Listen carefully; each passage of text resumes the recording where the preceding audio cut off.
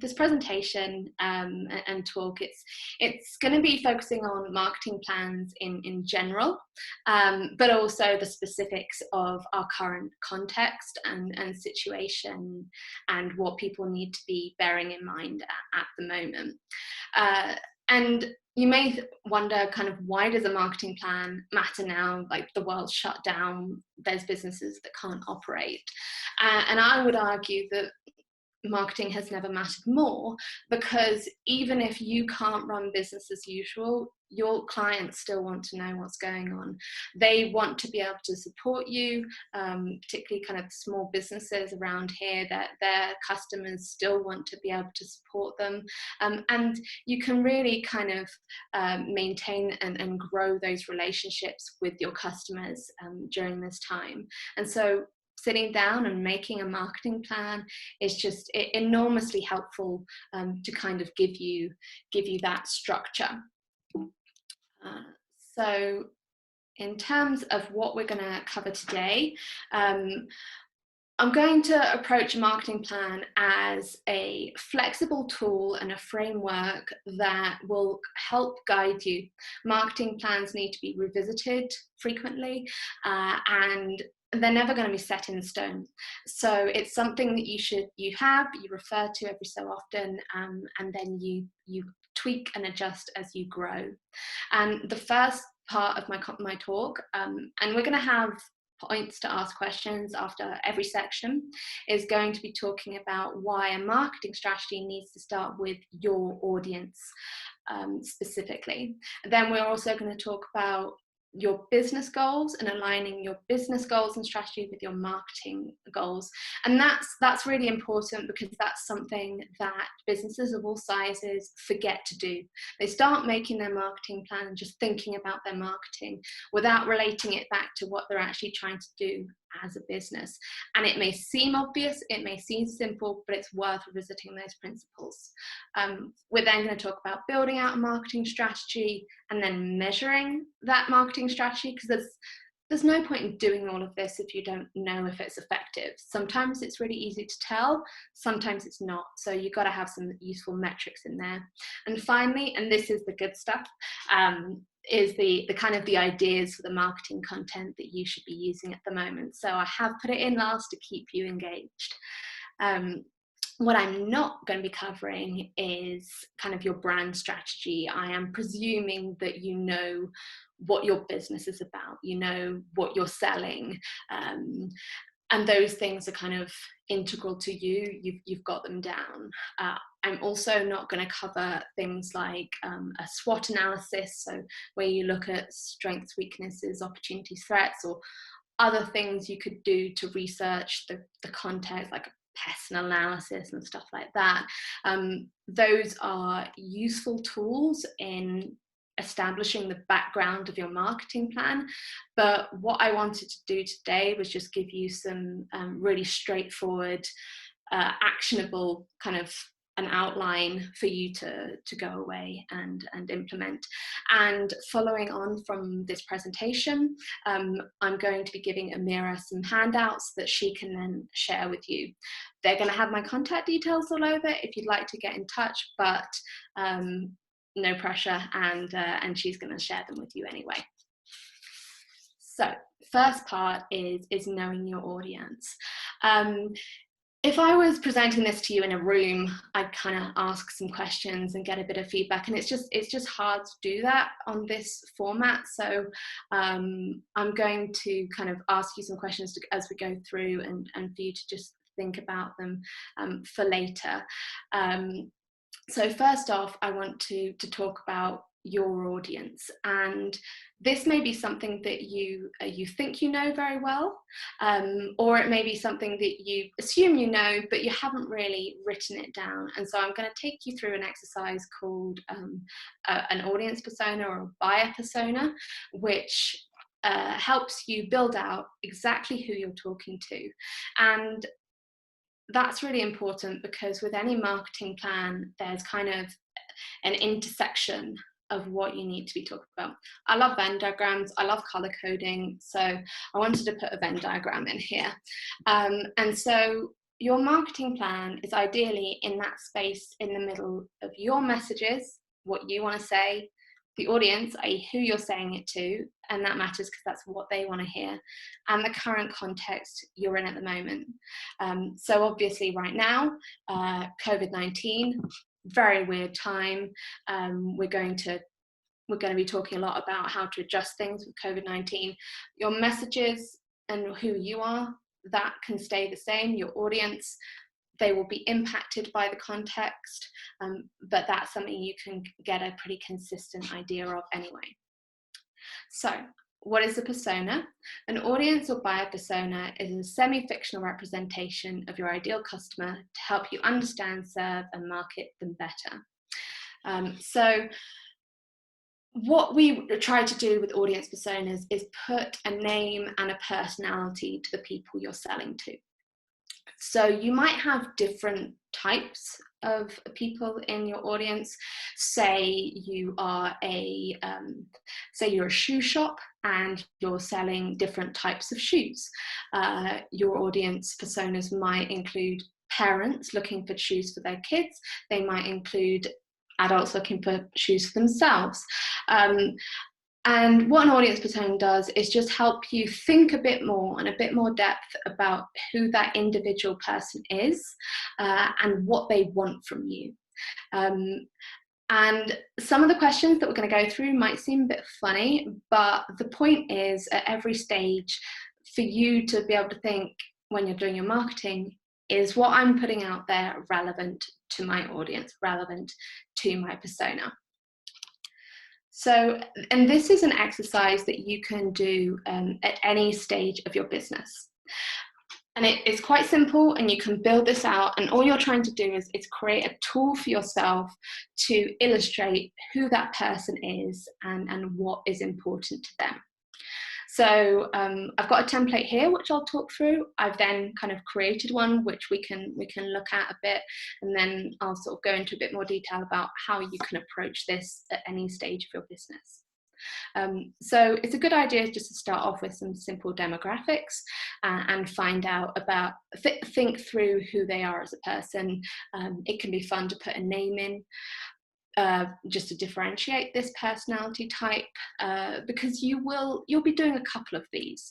If you're a small business, I'd recommend doing 2 or 3. As you grow, you might want to build more out as you get different customer types.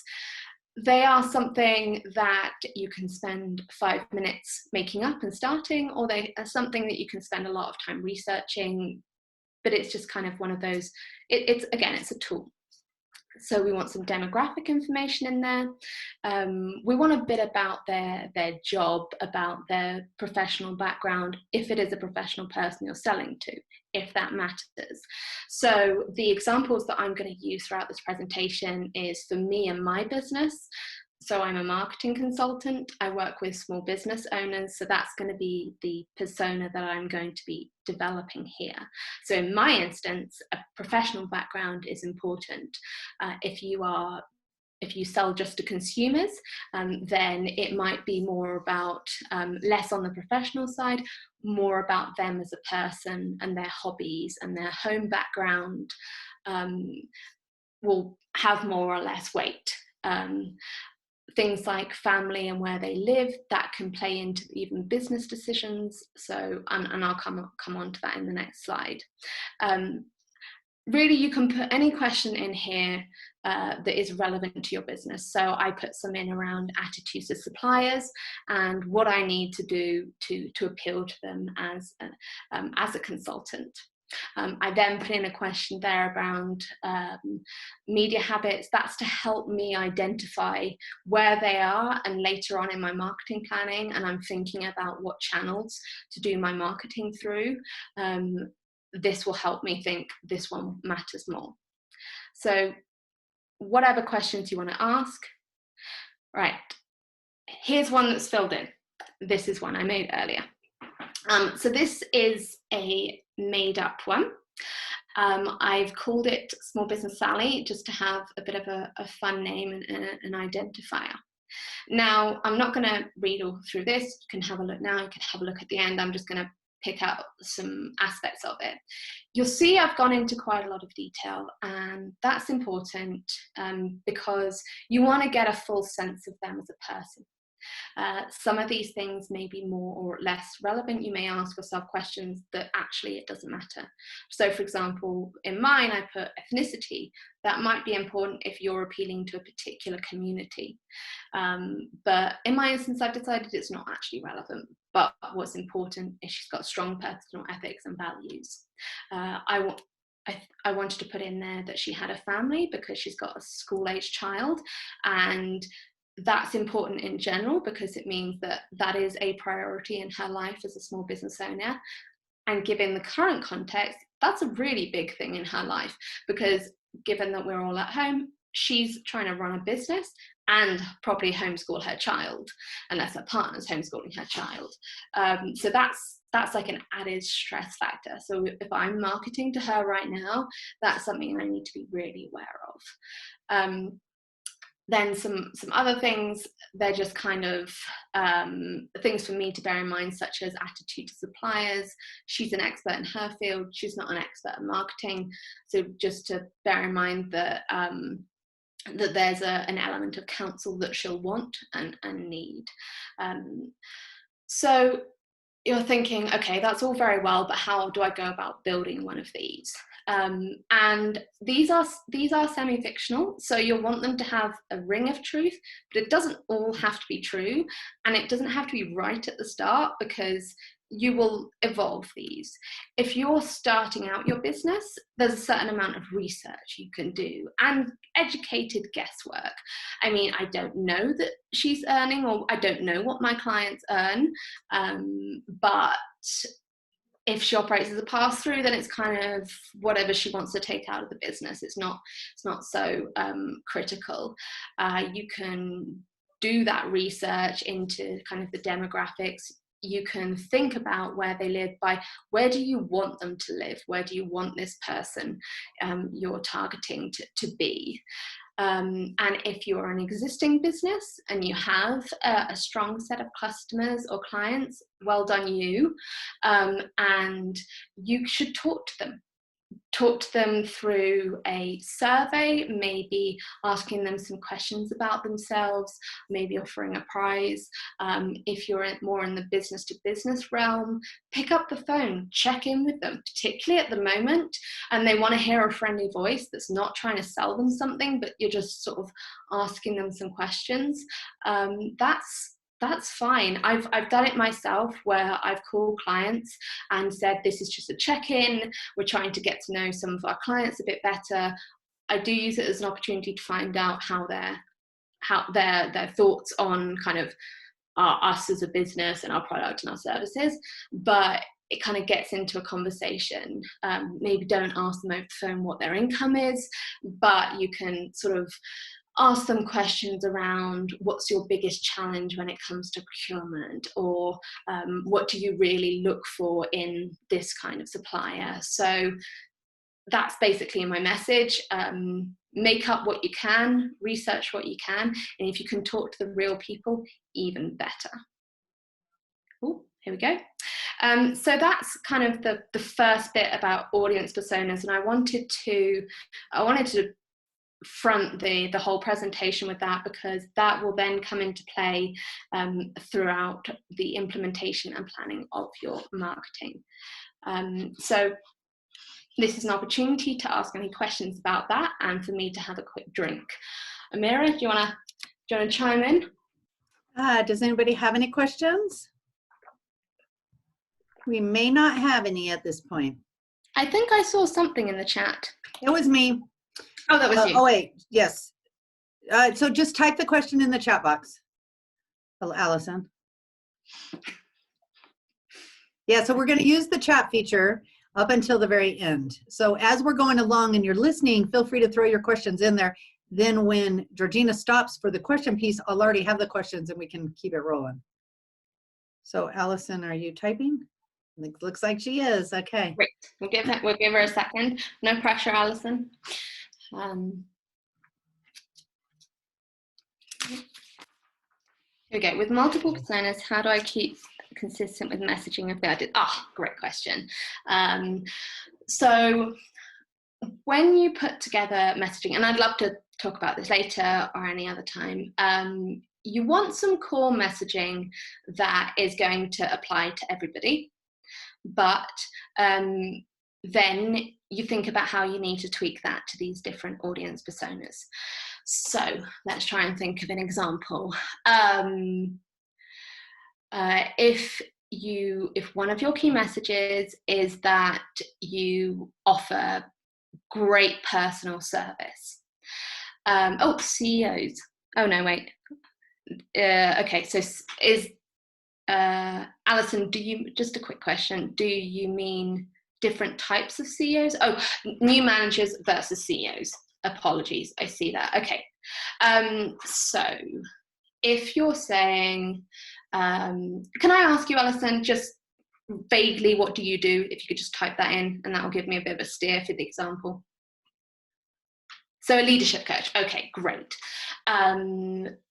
So if your general message is that you will help them, you'll help them lead their team, and that's one of the parts of your leadership training. You'll help them better understand who's in their team and what they need to lead them.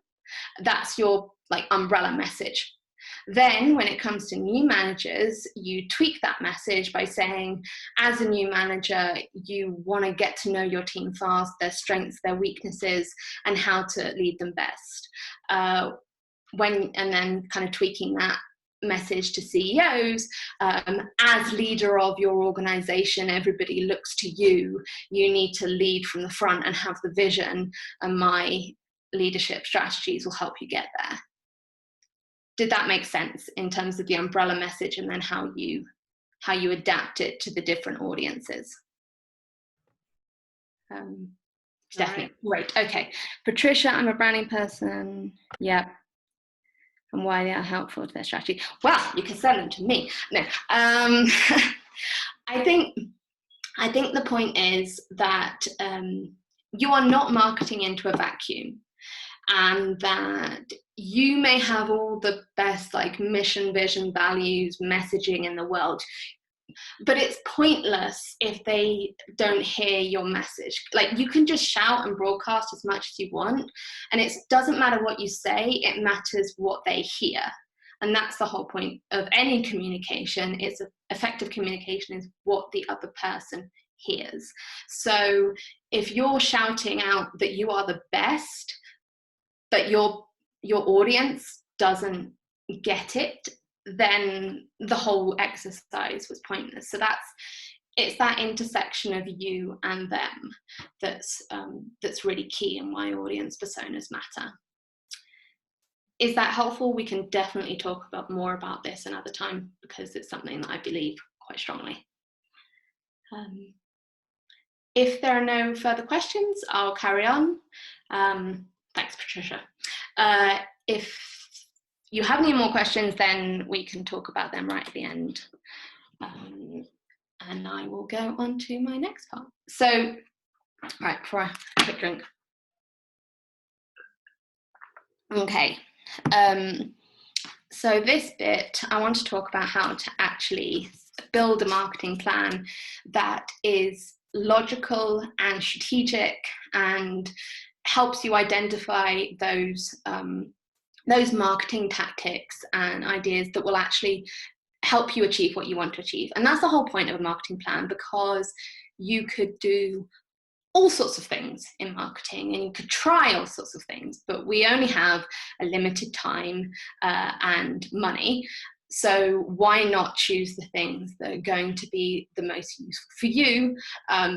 And to choose those things, you have to go through the logical process of what you're doing, of kind of business to marketing.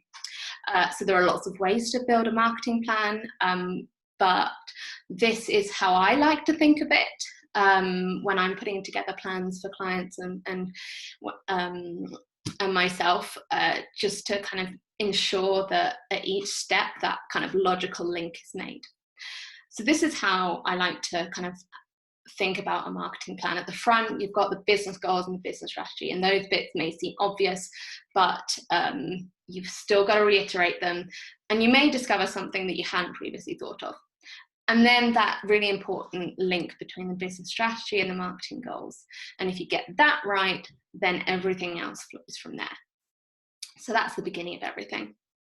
First up, identify your business goals and strategies.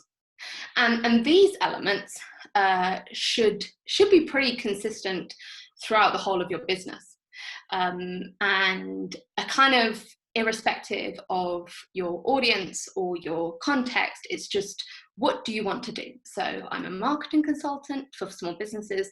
I want to win small business clients, and I want to retain and grow existing clients. I don't think that's a trade secret. I think it's probably pretty obvious that that's what I want to do. So those are my goals. So how am I going to achieve those goals? And that's kind of the strategy bit. And I may be teaching grandmas to, well, I don't think that's I was going to say teaching grandmothers to suck eggs, but I think that's an English idiom. So that basically means teaching you something that's obvious and you already know, but it's worth reiterating because it needs to be a logical step. So I want to win small business clients. How am I going to do that?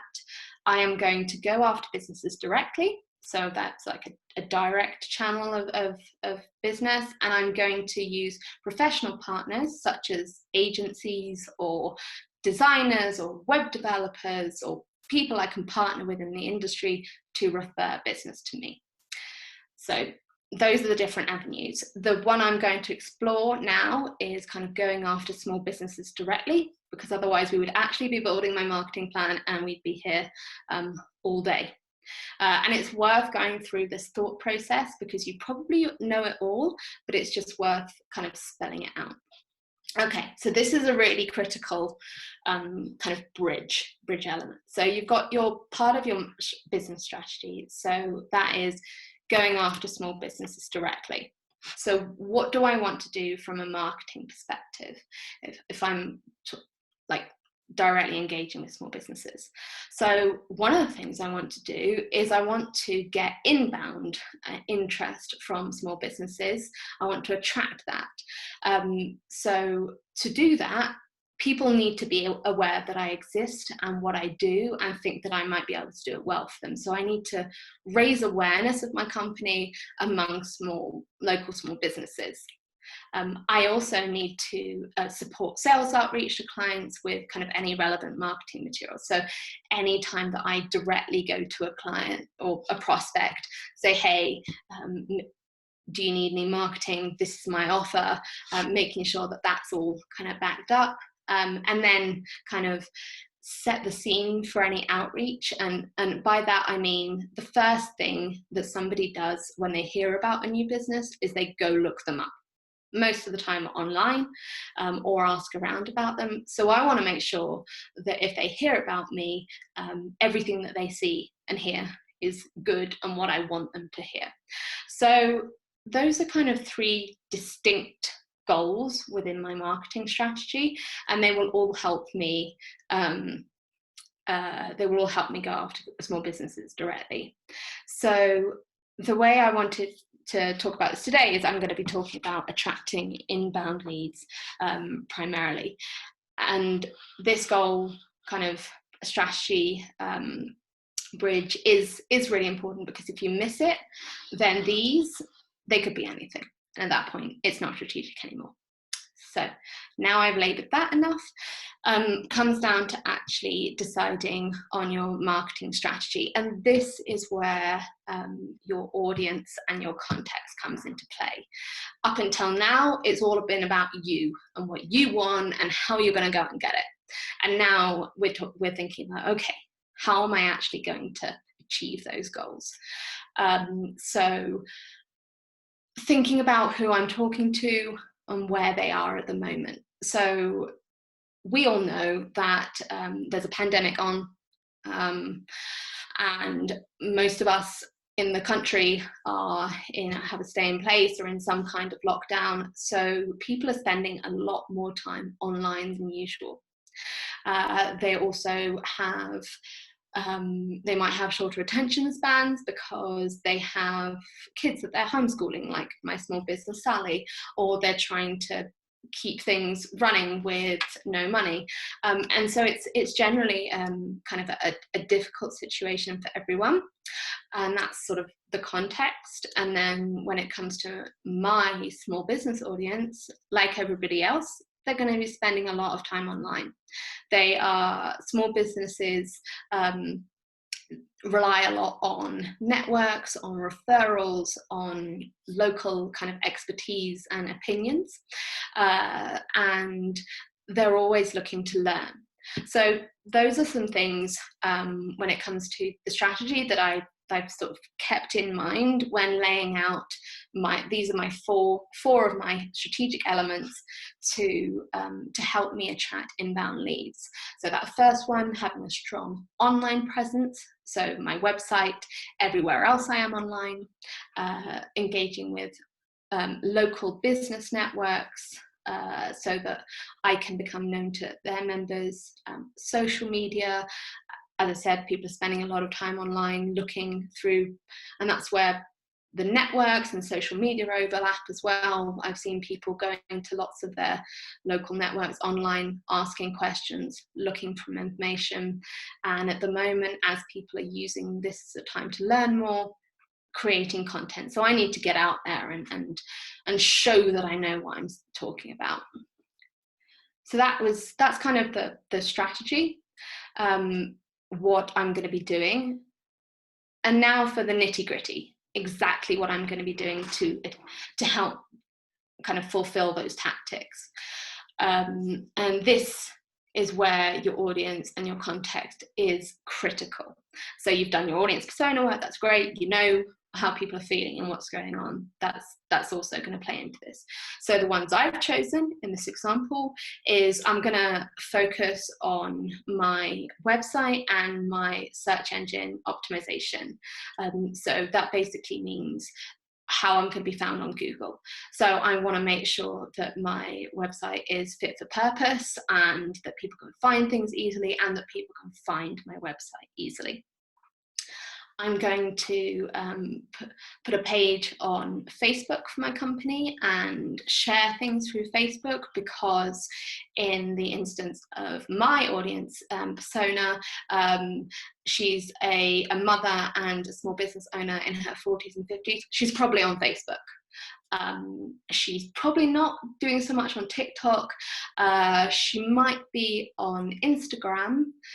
But, and this is the other thing you've got to bear in mind when you're thinking about what you want to do, I don't have the best content for Instagram. So I can share articles, I can share web links on Facebook, I can share my opinion, I can create events. It's a good platform for that.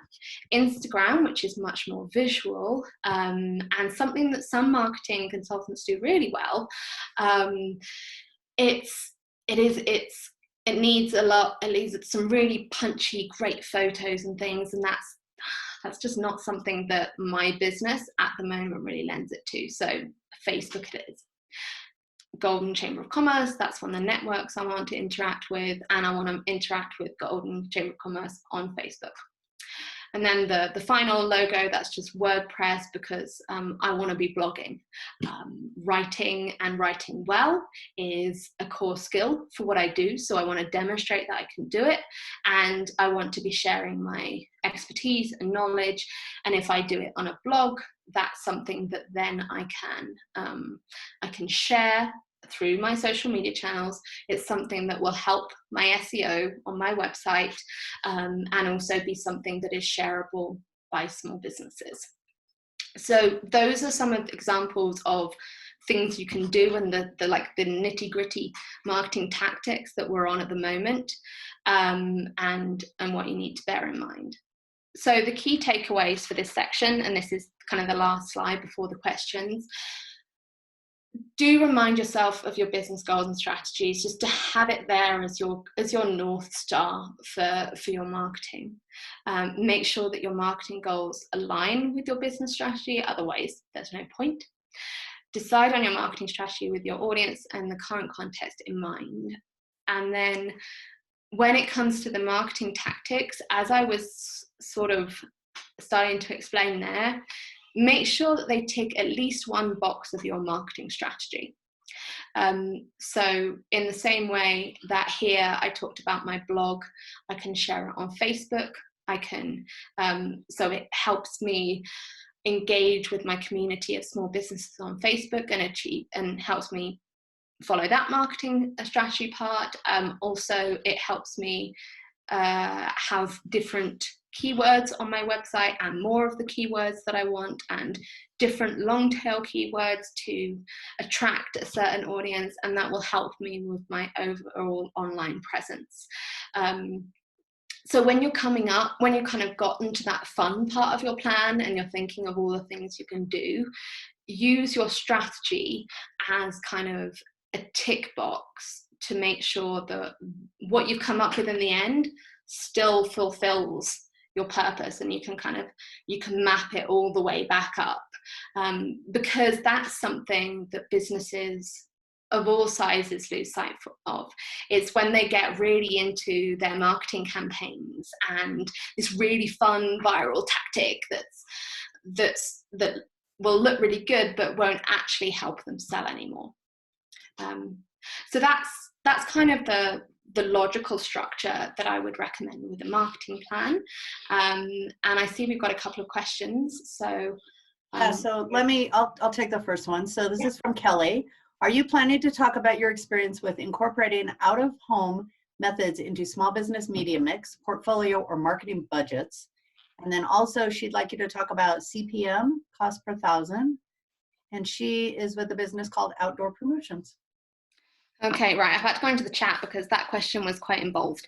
With incorporate out-of-home methods into business media portfolio or marketing budget. To be honest, I won't be talking about them specifically. Kelly, if you would like to talk, the tricky thing with this kind of talk is I don't know what businesses are listening, so I try to keep it quite general, and it's more about approaches than specific marketing tactics. So the answer is not really. If you would like to use your time now for something else and you'd like to have a chat with me one-on-one about this, I'd be more than happy to, and just as a chat, rather than anything billable. Yeah, sorry about that. Patricia, chart template for this process. So yes, I do. I have a template for this, which is one of the things that Amira will be sharing with everybody afterwards, just in terms of kind of the steps and the questions that you should be asking yourselves. And there are loads online if you'd prefer somebody else's. Any more questions on that part? No? Okay. I think this question thing in between is helping, hopefully. Right. Already done that slide. Okay. So one of the bits that I want to talk about before getting to the ideas of what to talk about now is around measuring and metrics, because this is something that people do wrong all the time. And I include many big businesses in this. You may have heard the term vanity metrics when you're just measuring things for the sake of them. And it's particularly a trap to fall into when you're doing social media, and you may find that you've got thousands of likes, and that's great, but maybe what you wanted was you wanted people to click on something and go through to your website and actually buy something, in which case thousands of likes is helpful for your overall brand recognition, but didn't achieve your end goal. So that's why I wanted to kind of just spend 5-10 minutes talking about measuring. Ultimately, metrics are there to keep you on track. They should be used as a tool to just check in every so often, make sure things are going in the right direction, and that you're not achieving what you want to. The metrics aren't the end purpose in themselves, and I like to make that point because people do get really sucked up in like, oh, hitting the 500th X, or oh, we've got to hit this by quarter's end, we've got to make sure that this metrics is met, and that is a sign of bad metric setting rather than actual success. So when you're setting your own metrics and setting your own objectives, because so far we've talked about things in terms of quite broad goals, we haven't said this is what I want to achieve. So do set those that matter to your marketing and business goals, and I'll show you some examples of that on the next slide. So just not out of thin air for any odd reason that you think it'll look good and be easy for you, but what will actually prove that things are working. Do establish a benchmark at the beginning, a starting point, and that's because how can you otherwise prove growth? And that's particularly important if you do start putting in metrics that like, oh, we're going to get to the 500th X. And if you started at 200 versus started at 450, it makes a big difference.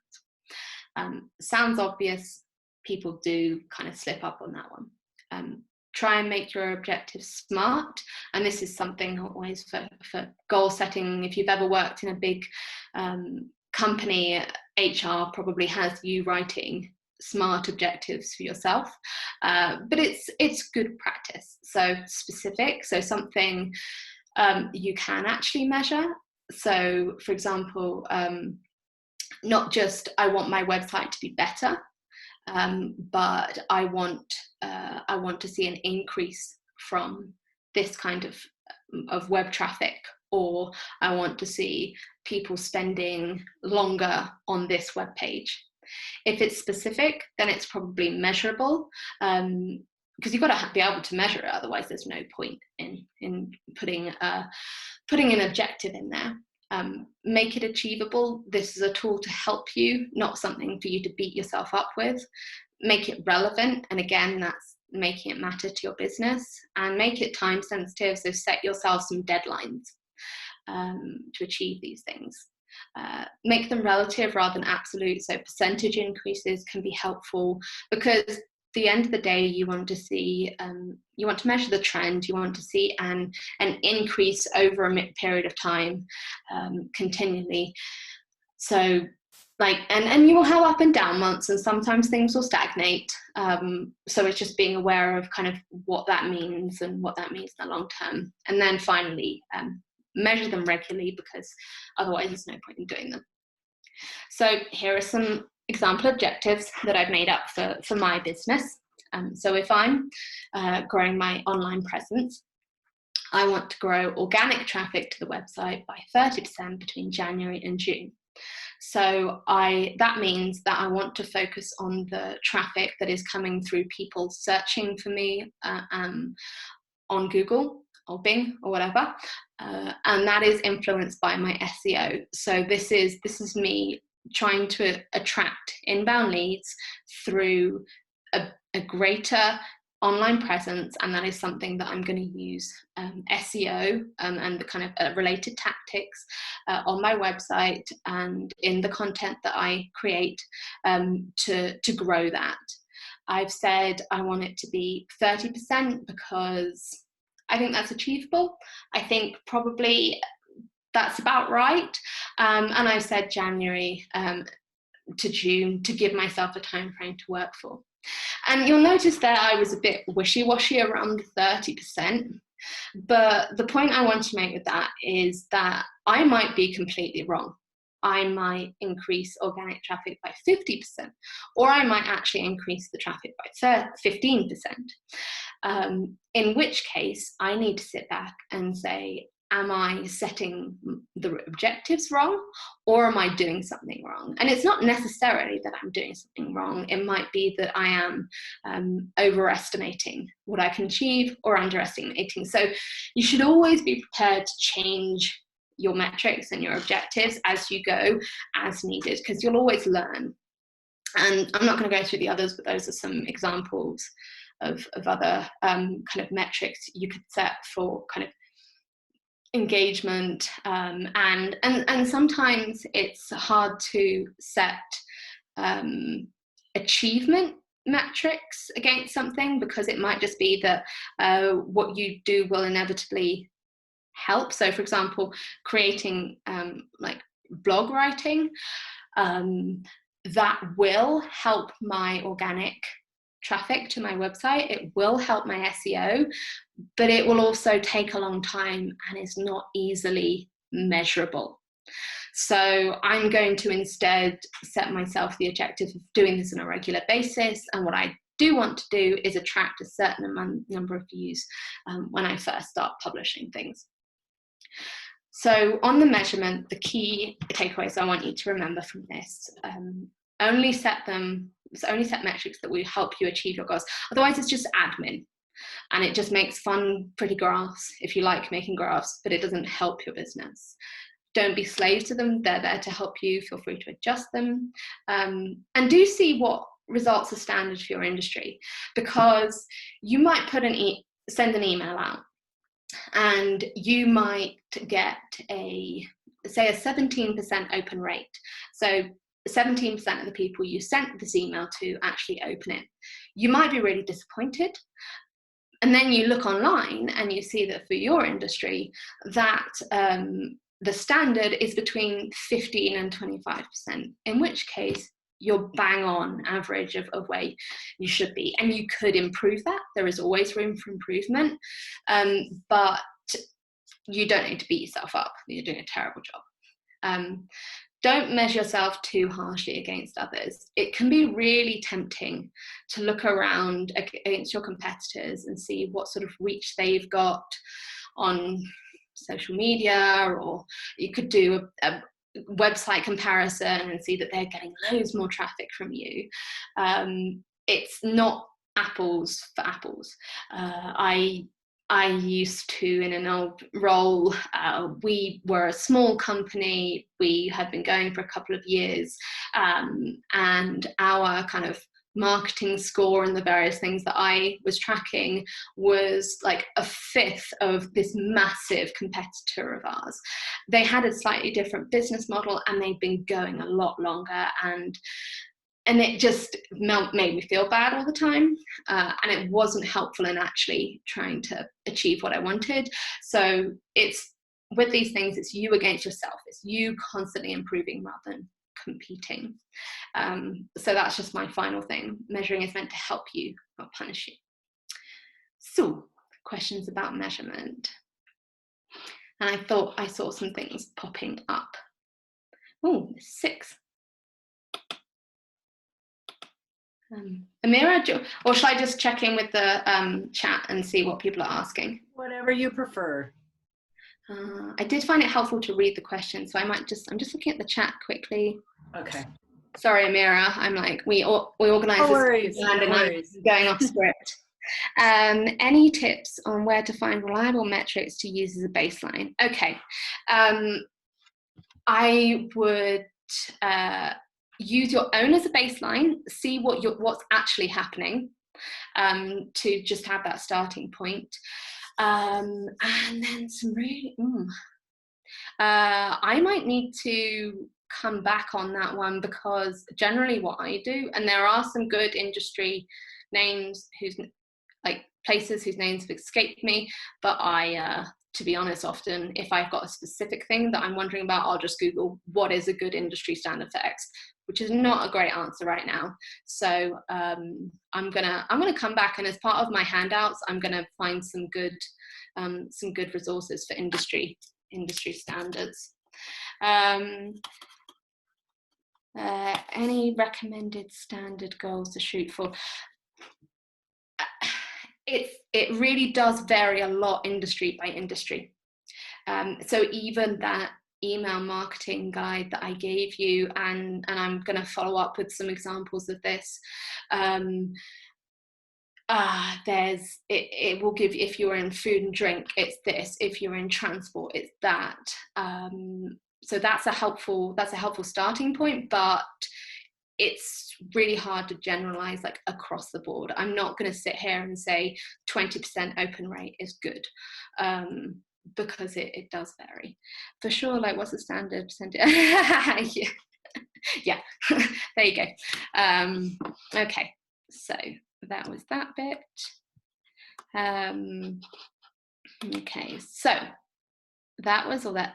Creating your marketing content, right? What are you going to do at the moment, and what kinds of things should you be putting out now?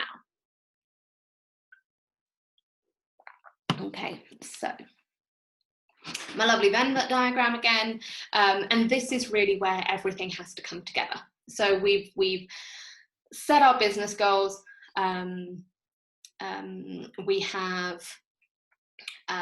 We remind ourselves our business strategy, we've got our marketing goals, we've got our marketing strategy, and we've decided that we're going to focus on SEO, we're going to focus on Facebook, we're going to focus on blogging and networking. Right, what am I going to say to these people? And so this is where your messages and what you want to convey has to overlap with what they want to hear and how they're feeling at the moment.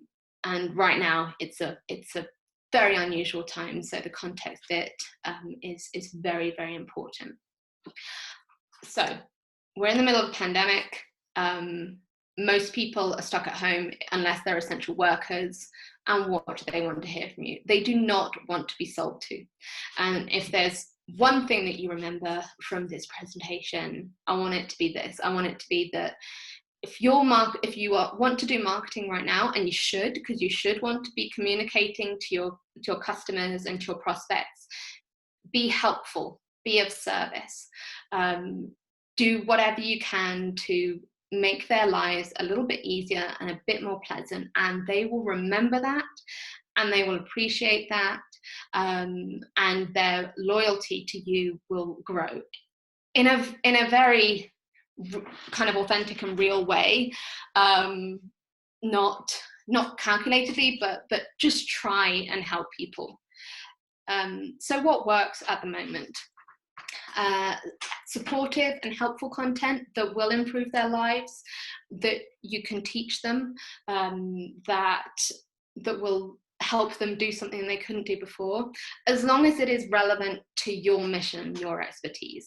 So at the moment, I'm doing a fair few of these webinars on different topics to try and help people get their kind of head in the game when it comes to marketing. At the moment, there's a lot going on, there's a lot of distractions, there's a lot of worry, but if I can do this, then this is how I can kind of serve my community. I am not giving advice on health or on social distancing or anything like that, because I am not placed. I shouldn't be doing that. So that's the kind of thing you should be doing. Inspirational messages. Everybody's getting a bit of quarantine fatigue now. Everybody wants to go outside and see their friends and do more. So if you can kind of lift them up a bit, why not? Notifications of changes of operations. And this is a really important one, because you may not be in business right now. You may be in business, but in a different way. You may be online more. You may if you're a retail store, be doing curbside pickup. And you need to make sure that your customers know this. So if you haven't done it already, one thing I would advise as soon as you kind of get off this call is to have a look at all your customer touch points. So your website, if you've got listings online on Google My Business, your Facebook page, anywhere that people go for information about you, make sure that the information is up to date and consistent. Not only will that help with your SEO, but it will actually help your customers who are trying to find out what's going on at the moment. And it might be something as you go that you'll want to notify them by email. I did a whole talk recently on crisis communications. I can share that with anyone if they're interested in it. And one of the points I made on that was that you can go overboard with this. think carefully about who you should be sending things to, particularly emails, and what information they will want to know about your changes of operations. If you are, so banks, for example, are, I don't know what they're doing, many are doing right now, but when they change to going in only by appointment and not being able to go into the main area, you just were able to use the cash machine by the door. Things like that, your local customers will want to know so they don't waste a trip. If, say, you are an airline, and if you're on this call, you're probably not, but if you're an airline and you're sending multiple messages out to your customers, or anyone who's on your email list saying that you're cleaning your planes better, A, I can't fly anywhere at the moment, I don't care. B, I should hope so. So it's to be kind of considered carefully. You do want your customers to still be able to interact with you, particularly when you change your operations, but you don't want to annoy them by spamming. Timely updates, new developments, particularly with the context of the pandemic, things like stay-at-home order changes, or we go to safer at home, then we go back to stay at home. That sort of information I welcome from my local chamber and Jeffco BRC and other organisations. I don't really want to hear that from my local florist. So again, relevant to you. And if you can't think of anything else to say or do right now, but you just want to kind of keep your customer base engaged, a thank you is always nice. They've supported you up to now. They want to support you through this. They want to support you afterwards, and just acknowledge that you're grateful for that. It's nice, and it's a sound marketing tactic. So here are some marketing examples. So just to finish off the last slide, I don't want to have that sound kind of insincere, because with all of these things, it is important to be authentic. And I was trying to make the point that only do things that are true to you and your mission, and not just because you think you should. So, for example, I personally post a whole bunch of funny stuff to Facebook because it entertains me as a person. I don't from my business account, because I'm trying to help people and inform them and be a resource, but it's not really at the moment where my brand is.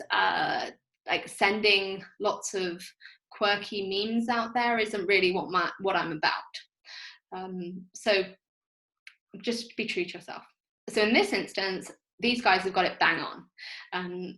The crisis response is a clothing brand. Well, Richago is the clothing brand, obviously, but the crisis response example is them changing their operations so that they're making masks rather than clothes. They're actually doing something good for the community, and they're communicating it on their website in an effective way. They're just letting people know this is what they're doing. They have a statement if people want to find out more, but it's very clear and simple. So if you're doing something, let people know about it. They will appreciate it. Maybe don't send them an email, but maybe put it on your website, put it on your social media, somewhere that people will come to you, and when they come to you, they'll go, oh, okay, that's good. Slack, this is something that they put out on Twitter a little while ago now, but what they do is they're a remote working app, which enables you to communicate, share documents, all those kinds of things. So they're giving advice on how to improve remote working for teams who might not have done it before. So it ticks the boxes because they're helping, and they're giving advice that people want to hear right now, and their target audience and everybody else is working from home remotely. So basically everybody is their target audience, but it's also core to what they do anyway. Here are some other nice examples that I found of more light-hearted less informational, more just like, let's distract people and engage them. So Clad and Cloth, they ran a little competition online to get people going at home. They're not selling anything. In fact, they're giving money away, but they are helping people by distracting them. Fisher Price, I thought this was awesome. Obviously, they're not going to sell anything. They're not selling toilet roll and rubber bands. And this is something that their audience will appreciate in terms of exhausted mothers who are just trying to find yet another thing to occupy their children. And here's an idea. And here's an idea that's easy and free and something that will occupy your child for 5 minutes. So that's really nice in terms of just being true to their brand, but also helping. And their customers will remember that. So looking forward to a post-lockdown world, what does that look like? What are the trends we'll be encountering? What are kind of the challenges of that, and what will people want then? We all want life to return to normal as fast as possible. I know I do. The reality is it won't for a while. This virus is now here to stay. And we may go through various phases of this kind of lockdown, social distancing. We don't know what's going to happen over the next year. And at the very least, even if suddenly, miraculously, we can all go out there, people are going to be really cautious about their health for quite a while. And some of the new practices, hand washing, masks, maybe when you've got a cold, maybe a little less tactile, maybe kind of staying away from people a little more, that's things that will probably stick around. So when thinking about your marketing plans, in fact, any of your business plans, I would encourage you to think kind of long term about the changes to your business and your marketing. I'm going to say something that might sound a bit funny. I would encourage you both to think short term and long term. So by that I mean short term, we've just covered what people want to hear at the moment. So you can plan what you're putting out today, tomorrow, next week. That's probably about as far as it goes. You can plan long term in terms of the bigger trends, and how your business will need to change and how your marketing will need to change. It's just medium term, like the next year or so. Kind of that's anyone's guess. So what's going to work? And to a certain extent, this is me sort of future gazing a little bit, and there will be things that go back to normal, but there will things that will stay, and things that we'll have discovered that actually work quite well. So virtual events are still going to be really important. I don't know when we're going to get back to a world where we start having big trade fairs again, or big in-person events of more than 10, 50 people. When we do, we may also see parallel virtual events happening, and people becoming increasingly sophisticated in how those run. Even before the pandemic, often events were live streamed, and you'd have kind of stuff going on simultaneously in the online and offline world. We'll see more of that, and that will still be the case, and that's something that all of us can think of. So for example, an institution local to Golden Foothills Art Centre, they are an art gallery, so traditionally people go in and look at art and have classes, and it's something that you do together in person. Now they're doing an awful lot online and providing video workshops and providing printouts to go with the workshops and all those sorts of things. So what we might see in the future is that they've had really good engagement with that, so maybe they'll do a mix of both, and that's something that you can think about for your business. It will be really important for you to make your online customer experience seamless. The bar has been raised, and even businesses who've not had an online presence at all, apart from maybe a listing like restaurants and things, they're now having to work out ordering online, payment online, and there will be a proportion of the population that wants that. So get ahead of that, make sure that you've got those facilities. Even if you're a little late to the game, doesn't matter, you can work on that now. Given all that stuff I've been saying, online digital marketing will be critical. And that's kind of everything from your website to your social media to emails, anything that happens on a computer or a phone. Be creative about promoting new products and services. Is there some way you can kind of, even if it's a physical thing, can you reach people in their homes without relying on footfall or them necessarily needing to leave the house? There have been a lot of really innovative, like wine tastings, whiskey tastings, things like that, where the organisers have had them order, or art classes and stuff, had people order whatever the product is, have it shipped to their home or delivered in person, and then you have a virtual wine tasting. So that's something I think we're going to still see a fair bit of. Check your customers. You may find at the end of this lockdown period that you've got new customers of different types than you had before. Maybe because your business model was one way and now suddenly you've got a different way of operating. You might have new people. So just check. And then the final point on this is just that the even after kind of the health stuff gets sorted to a certain extent, this has taken a real toll on the economy. So your business is hurting, your audience is hurting. Now, I'm not saying that's the case for everybody, and this is where it gets a little bit tricky, because there are lots of people who are working from home, who are secure in their job, who are still bringing in the money. Equally, there are lots of people who are very suddenly out of work and who are struggling to pay the bills. So even if kind of post-lockdown, you might feel that, yay, the world's back to normal, I can go about kind of selling as I used to.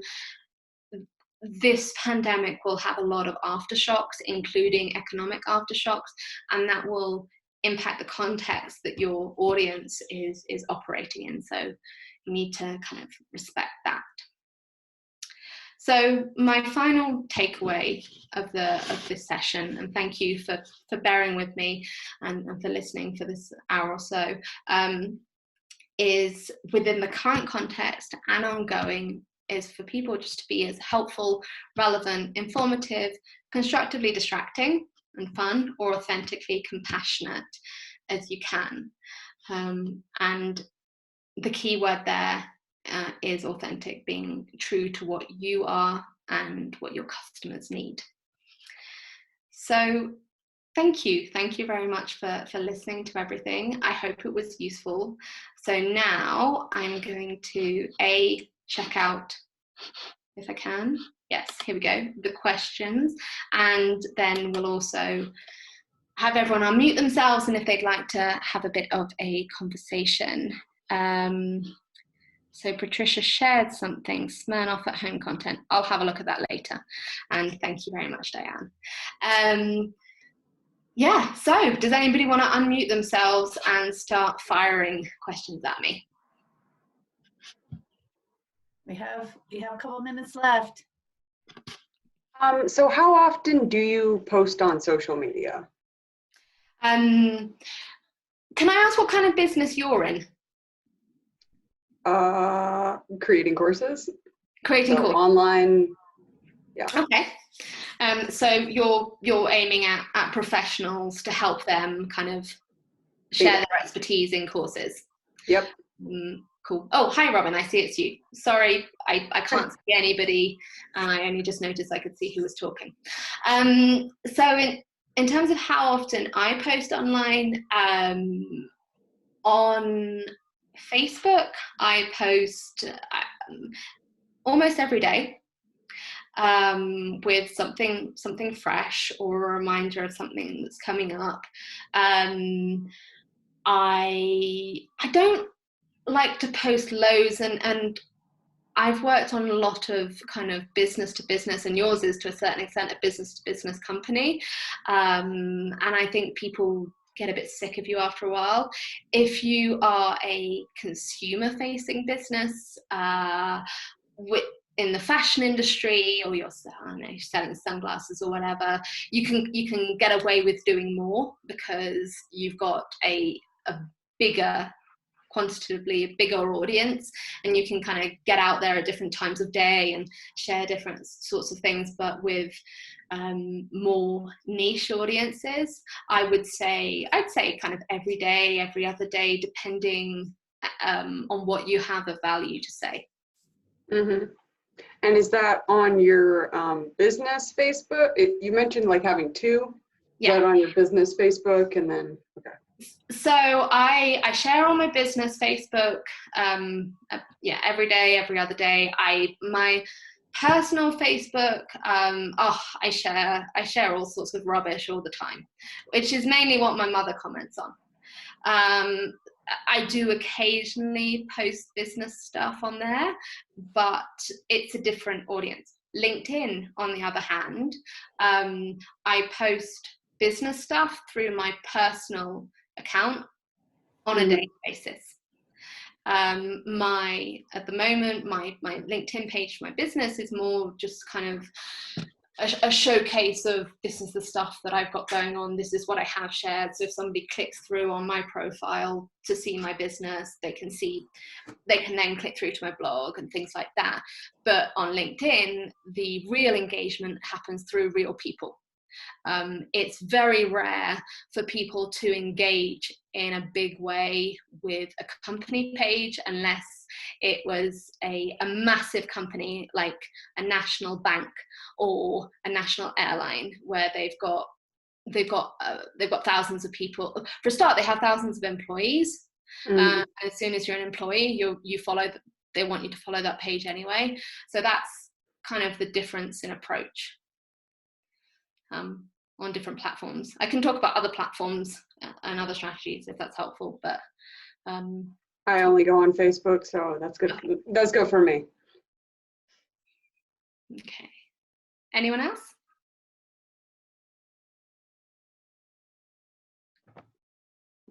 Okay. All right. So last call for questions. Okay. All right. So I'm going to go ahead and stop the recording.